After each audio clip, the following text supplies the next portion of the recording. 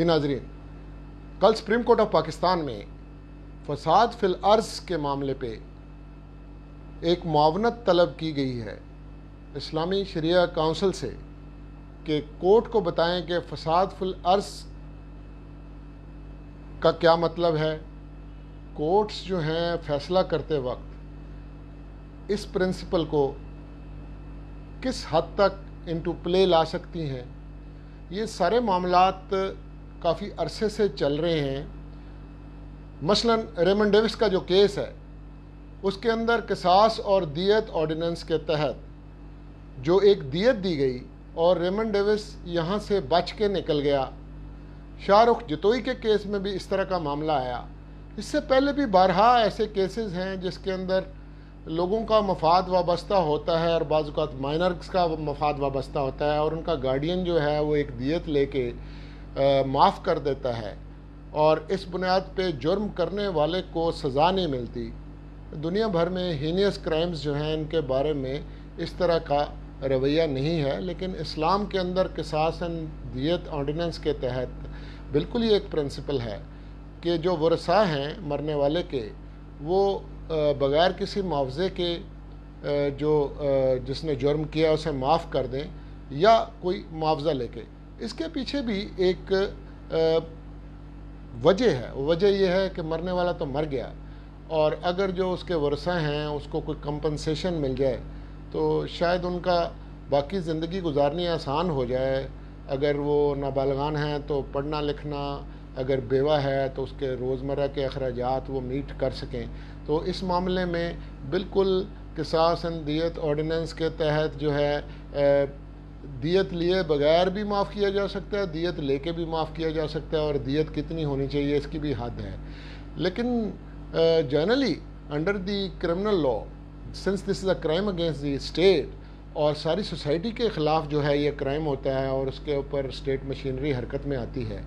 تو اگر سرکاری وکیل جو ہے وہ آبجیکشن نہ کرے اور اس طرح کے معاملات کے اندر بھی جو ہے وہ کمپرومائز ہو جائیں تو جنرلی امپریشن یہ جاتا ہے کہ جو پیسے اور دولت والا بندہ ہے وہ اپنی آزادی جو ہے وہ اپنے پیسے کے بل بوتے پہ خرید سکتا ہے۔ بہت سارے لوگ جیلوں کے اندر بڑے ایسے معاملات ہیں جو بہت زیادہ ہینیس نہیں بھی ہیں، کیونکہ وہ دیت نہیں دے سکتے تو وہ جیلوں میں گل سڑ رہے ہیں اور کورٹ کی اس کے اوپر ججمنٹ بھی آئی کہ اسٹیٹ کی ذمہ داری ہونی چاہیے کہ وہ بیت المال سے ایسے لوگوں کو رہائی دلائے اور پے کرے دیت۔ لیکن بہرحال غریب کا کوئی پرسان حال نہیں ہوتا۔ اب بات ذرا آگے چلی جاتی ہے۔ یہ کل جو مقدمہ سپریم کورٹ کے سامنے تھا یہ دہشت گردی کا معاملہ ہے، جس کے اندر دہشت گردوں کو جو ہے وہ سزائے موت ہوئی تھی اور گورنمنٹ نے 2006 کے اندر جو ہے قانون میں ترمیم کر دی کہ ایسے معاملات کے اندر جب کوئی دہشت گردی میں انوالو ہو تو اس کی اپیل کے اندر اس کی لیسر پنشمنٹ جو ہے وہ نہیں ہو سکتی اور سزا میں کمی کے لیے نہیں کہا جا سکتا۔ اب اس کے اوپر جو سپریم کورٹ نے ایک کویسچن یہ ریز کیا کہ ایک ریفارمیٹری تھیوری ہوتی ہے، تو کوئی بندہ اگر جیل کے اندر جا کے ریفارم ہو جائے اور وہ بہتر ہونے کی کوشش کرے تو اس طرح سے اس کو مواقع نہیں ملیں گے، وہ بہتر ہو نہیں پائے گا۔ تو سرکاری وکیل نے اس کے اوپر جو آرگومنٹس دیے ہیں انہوں نے کہا کہ ایک ہوتی ہے رعایت کرنا اور ایک ہوتا ہے قانون کے تحت حق حاصل ہونا کہ آپ سزا میں کمی کر سکیں۔ تو رعایت اور حق میں فرق ہے، اور اگر پارلیمنٹ لیجسلیشن ایسی کر دے اور پارلیمنٹ کیونکہ سپریم ہے اور انہوں نے اگر لیجسلیشن کر دی تو ایسے لوگوں کا پھر حق نہیں بن جاتا۔ اس سے ذرا بات اور بھی آگے چلی جاتی ہے۔ آپ یہ دیکھیے کہ ابھی یہ موٹر وے کا ایک واقعہ پیش آیا ہے۔ جو لوگ اس طرح کے ہینیس کرائمز کرتے ہیں میرے خیال سے وہ تو حیوانیت سے بھی برا جرم ہے۔ ایک سیریل کلر ہے، ایک ہیبیچولی اس طرح کا بات کرنے والا بندہ ہے، بچوں کے ساتھ زیادتیاں ہو رہی ہیں، بچیوں کے ساتھ زیادتیاں ہو رہی ہیں، لوگ ڈاکہ مارتے ہیں اور گھر میں جا کے ڈاکے کے ساتھ ساتھ کسی کی زندگی خراب کر دیتے ہیں۔ تو ایسے لوگ تو میں سمجھتا ہوں جانوروں سے بھی بدتر ہیں۔ ان کے لیے قانون میں یہ رعایت ہونا کہ اپنے آپ کو ڈیفینڈ کر سکیں، یہ ایک بڑی ایک زیادتی کی بات ہوگی، کیونکہ جو ایگزمپلری پنشمنٹس ہیں، جیسے آج کل یہ مطالبہ ہو رہا ہے کہ ایسے لوگوں کو سر عام جو ہے وہ تختہ دار کے اوپر لٹکایا جائے تاکہ دوسرے لوگوں کے لیے عبرت ہو اور آئندہ کوئی ایسا کام کرنے کی جرت نہ کرے۔ پرائم منسٹر کی طرف سے ایسی بھی بات آئی ہے کہ اگر کسی نے زنا کے اندر کوئی بندہ انوالو ہوا ہے تو for all times to come اس کو اس قابل ہی نہ رہنے دیا جائے، ایسا قانون بنایا جائے کہ دوبارہ جو ہے وہ اس طرح کی کوئی حرکت کر سکتا ہے اور اس کی یہ سزا اس طرح کی ہونی چاہیے. اور اس کے لیے ساری قوم جو ہے وہ بڑی جو ہے پرٹربڈ ہے، اور اب تو لوگ سڑکوں کے اوپر بھی آ گئے. میرا یہ خیال ہے کہ اس طرح کے گھنونے جرائم کرنے والوں کے لیے ایسے قوانین بننے چاہیے جو ان کے لیے عبرت کا باعث ہوں، اور ایسی سوسائٹیز جس کے اندر لوگوں نے بڑے سخت قسم کی سزائیں رکھی ہوئی ہیں، تو for all times to come وہاں پہ لوگ ایسا کام کرنے کی جرت نہیں کرتے. کیونکہ مجھے یہ کہنے دیجئے، بہرحال ہمارا جو نظام ہے یہ اتنا لمبا ہے، یہاں پہ انویسٹیگیشن اتنی کمزور ہوتی ہے، یہاں پہ جو طاقتور ہے اس کے خلاف کوئی گواہی دینے کے لیے تیار نہیں ہوتا، یہاں پہ پروسیکیوشن بھی کمزور ہوتی ہے، اور عدالتی نظام بہت لمبا ہے. وہ اتنے لمبے عرصے میں وہ جو لوگ ہیں وہ بڑے پوتر اور پاک صاف ہو کے پھر آ جاتے ہیں، اکثر ان کو بیل بھی گرانٹ ہو جاتی ہے. ابھی یہ دیکھیں اسی مقدمے کے اندر جو موٹر وے والا ہے، جو 2 الائیڈ ایکیوزڈ ہیں، ان کے بارے میں یہی بات آ رہی ہے کہ وہ پہلے بھی بہت سارے ایسے معاملات کے اندر ملوث تھے. تو یہ نظام ہمارا اس طرح کا ہے کہ ایسے لوگوں کو بھی باہر آنے کا موقع مل جاتا ہے، اور وہ پھر ایسے بار بار جو ہے جرائم کرنے کی جرت کرتے ہیں، جس کے اندر معاشرے میں بڑا بگاڑ پیدا ہوتا ہے. اور پھر کچھ لوگوں کے ایسے عہدے ہوتے ہیں اور ایسی پوزیشنز ہوتی ہیں کہ وہ بڑی سیکریٹ ہوتی ہیں. مثلا جو استاد ہے پڑھانے والا، اس کا ایک بڑا خاص مقام ہے، اس کو تو باپ کی جگہ پہ دیکھتے ہیں، اور اگر وہ اس طرح کے کسی جرم میں ملوث ہو تو اس کی ذمہ داری بہت زیادہ کیونکہ ہوتی ہے، تو اس کو سزا بھی بہت ہینیس قسم کے کرائم کے اندر سزا بھی عبرتناک قسم کی جو ہے میرے خیال سے ملنی چاہیے. اور دس از ہائی ٹائم نو کہ ان چیزوں کو ڈسکس کریں. اور دوسرا یہ جو فساد فی الارض ہے، اس کے اندر اگر ایک بندہ کمپنسیشن لے کے اور کمپرومائز کرنا بھی چاہتا ہے تو یہ subject to the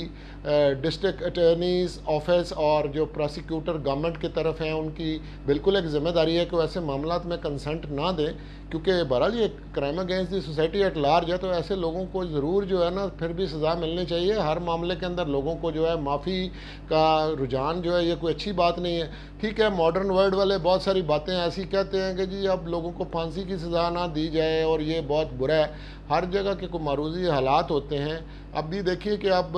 New Zealand کے اندر جس بندے نے یہ دہشت گردی کی ہے تو انہوں نے اس کو بڑی سخت قسم کی سزا دی ہے، اور جس طرح کی مانیٹرنگ کا پرنسپل لگایا ہے تو اس کی تو باقی زندگی جو ہے وہ زندہ رہنے سے بھی بدتر ہو گئی ہے. تو ضرور فساد فی الارض کی یہ ڈیفینیشن جو ہے وہ ہونی چاہیے، اور علماء دین سے بھی اس میں معاونت اگر سپریم کورٹ نے طلب کی ہے تو بہت درست طلب کی ہے. اس کے اوپر ایز امائکس کیورائے ٹاپ کلاس لائرز کو بھی بلانا چاہیے، تاکہ ونس فار آل یہ اسٹوڈنٹ آف لا جو ہیں وہ یہ سوال پوچھتے ہیں کہ کیوں یہ اونچ نیچ ہے، خاص لوگوں کے لیے خاص قانون کیوں ہے. اور پھر جس کے پاس پیسے بہت زیادہ ہیں وہ وکیل بھی اتنا بڑا ہی کر لیتا ہے، اور جو بڑا وکیل ہے وہ پھر راستے بناتا ہے اور اس کے اندر سے کوئی نہ کوئی لکوناز نکالتے ہیں. اور خاص طور پہ لمبا کرنے کے بعد جو ہے وہ ایسا بندہ ہے کہ آج کا جو ظالم ہے وہ کل مظلوم ہی بن جاتا ہے، اور پھر یہاں پہ سیاسی وجوہات پہ بھی لوگوں کو سپورٹ ملنی شروع ہو جاتی ہے. اب ایسا وقت آ گیا ہے as a society, as Pakistani, ہمیں یہ سوچنا چاہیے اور قانون کی انٹرپریٹیشن اس طرح کی ہونی چاہیے کہ ہر بندے کے لیے قانون جو ہے وہ برابر تو